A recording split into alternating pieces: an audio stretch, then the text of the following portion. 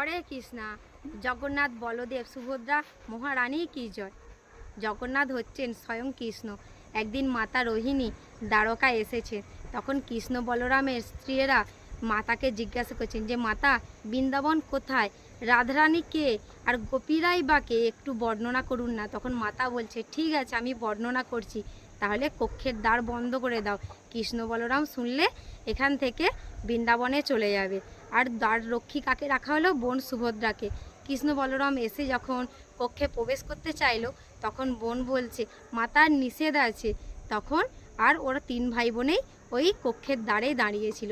তিন ভাই বোনে কক্ষের দ্বারে দাঁড়িয়ে শ্রবণ করছে বৃন্দাবনের কথা।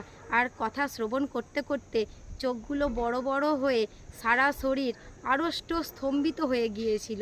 নারদমুনি ভগবানের সেই মধুর রূপ দেখে মুগ্ধ হয়ে গিয়ে এক বৈষ্ণবের বেশ ধারণ করে ভগবান নারায়ণের কাছে গিয়ে নিজের মনের ইচ্ছা প্রকাশ করছেন। তখন ভগবান বলছে আচ্ছা ঠিক আছে, তোমার কামনা ঠিক পূর্ণ হবে।